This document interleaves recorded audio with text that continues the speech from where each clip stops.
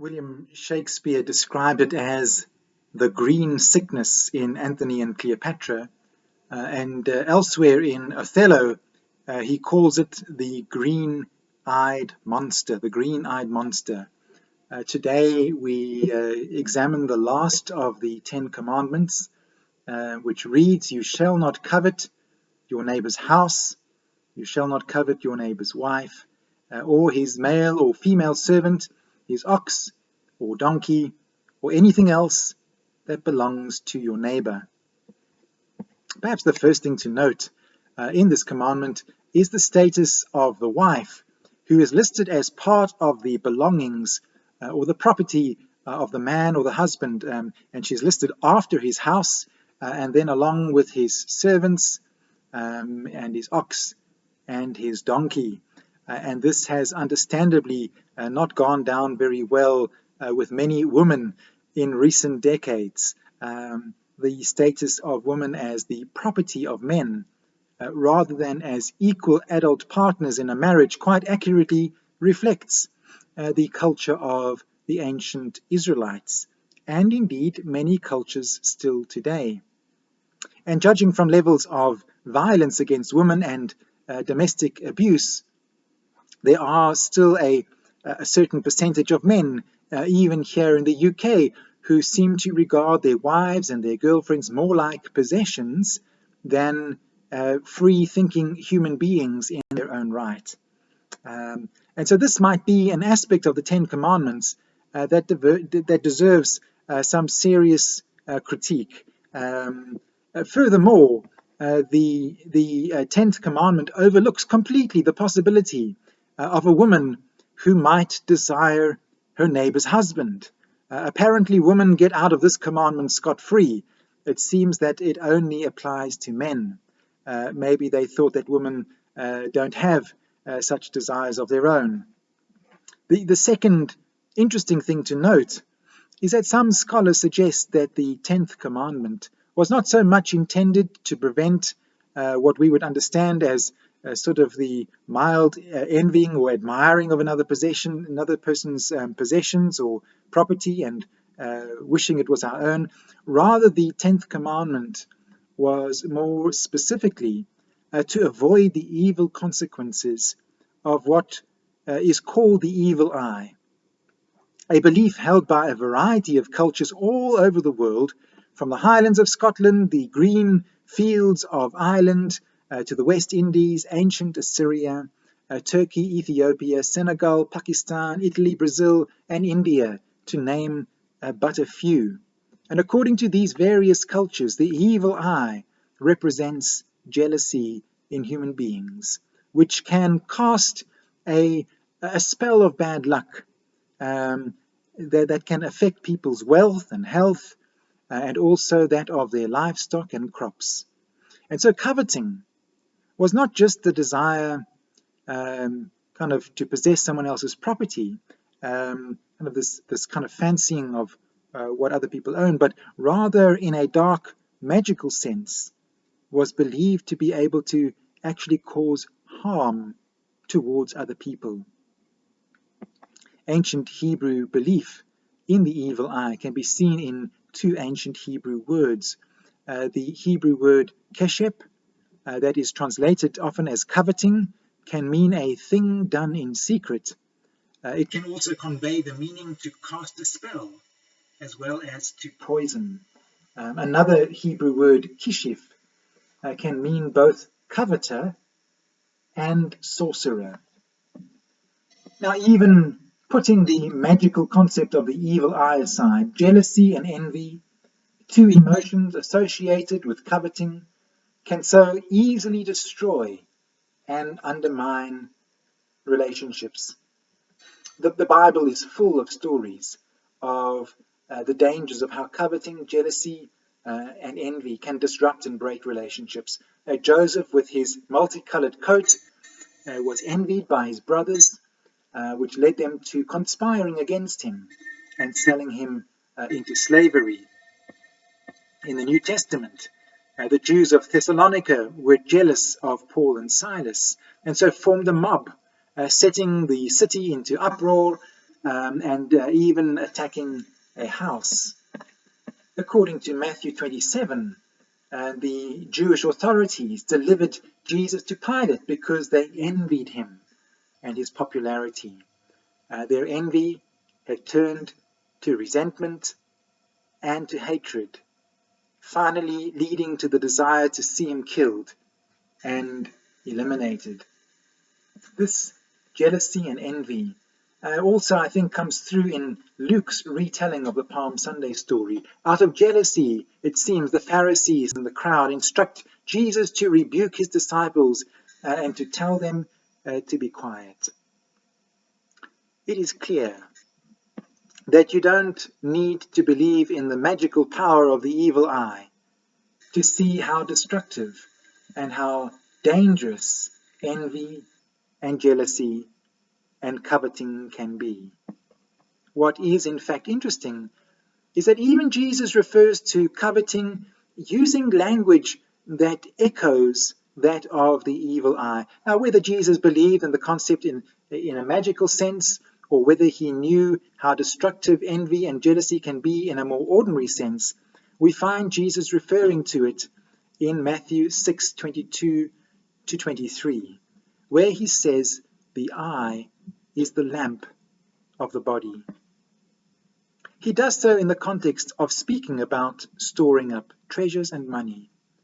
And he says that if your eye is healthy, in other words, generous and loving, your whole body will be filled with light. But if your eye is unhealthy, in other words, ungenerous, stingy, envious, and jealous, your whole body will be filled with darkness. And he ends by saying that no one can serve two masters. You cannot serve both God and money. Envy, jealousy, and coveting for Jesus brings a darkness to the soul. And while this darkness of the soul will surely cast its shadow on those around it, the first victim of envy and jealousy is always the person who harbors the jealousy and the envy in the first place, casting a dark shadow over the human soul. It's not for nothing that we say that a person is green with envy. It has the power to discolor the soul of a person. In Hebrew culture, the eye was therefore not understood in the scientific sense as something that took light in and converted it into images in our brains. Instead, the eye was understood to be a kind of a lamp that was meant to give out light. And I think there is some truth in all of this. People who are open, honest, generous, and loving generally have eyes that are open and bright, as though a light is shining from within them. But this light in the eyes is often what is missing or dimmed and shadowed in a person who is deceitful, manipulative, jealous, and envious. It's not for nothing that the eyes are spoken of as the window of the soul. Have you ever noticed, for instance, how in a surge of anger, it's like one's vision becomes a little glazed over? You can see it sometimes in other people, a shadow or a sort of a glazing come over the eyes when a person is gripped with resentment, anger, or hatred. And so, according to Jesus, a sound or healthy eye is one that is generous, one that rejoices in the good fortune of others.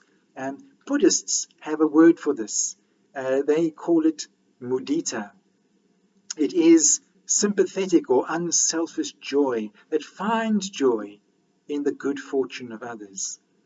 It is the positive quality of being able to share in the happiness of another and feel appreciation and joy when someone else is experiencing happiness.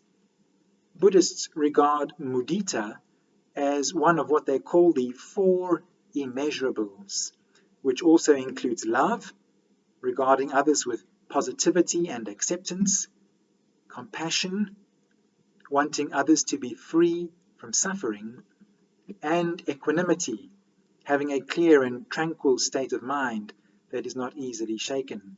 And these would all, I believe, correspond with Jesus' image of the eye, or the countenance, one could say, that is healthy and sound. By contrast, the eye that is unhealthy, one could even say divided or evil, is one that looks greedily upon others' wealth and status, wishing it was one's own, and often leading to feelings of grudges, hatred, and ill will towards another. In this instance, the lamp of the eye, becomes dark inside that person and towards others. We were all made to shine, I believe. But covetous envy and jealousy covers over that natural God-given state, that original state in which God intended us to live, in which we were made. How do we avoid unhealthy envy, jealousy, and covetousness? The Buddhists practice what they call metta, or loving kindness. Meditation, this kind of loving kindness meditation, as one method for overcoming what they call the poisons of greed and hatred. Firstly, one begins wishing oneself well. May I be well, may I be happy, may I be free, may I be at peace. And then one goes on to wish other people well, starting with people who are close to one, and then moving on to others that we might feel a bit more neutral towards, and then going on to those that we might struggle to get on with. May they be well. May they be happy. May they be free. May they be at peace.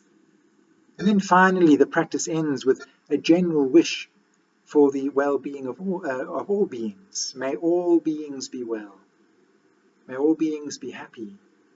May all beings be free. May all beings be at peace. Such a practice helps to water the seeds of loving kindness, compassion, and sympathetic joy towards other people. Now, within our Christian tradition, praying for others is a similar means by which the lamp of love within us can shine more brightly. And Jesus himself suggests that our prayers should not be limited only to those we love, but also extend beyond them towards those that we may struggle to love, and even to our enemies, that God's love might be made perfect within us.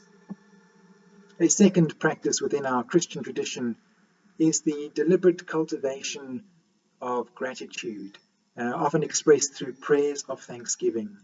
Gratitude helps us to treasure that which we already have, to find joy, not in what we think will make us happy, but to find the joy that's already present. A third practice within our Christian tradition is to do acts of kindness, generosity, and love, which turns our energy from being inward-looking to becoming outward-looking. And lastly, within our Christian tradition, we have the practice of confession, admitting to ourselves and to God when dark shadows begin to fall over our soul, and when our thoughts, emotions, and actions have become less than loving, dimming God's brightness and love within us. And this practice of confession, which should in fact be a daily practice for all of us, comes not just a growing self-awareness of the changing weather patterns within our own hearts, but also brings with it a growing awareness of the wisdom of love itself. That living in love is far more emotionally beneficial and satisfying than stewing in the dark emotions of envy, jealousy, resentment, and hatred that often flow from covetousness.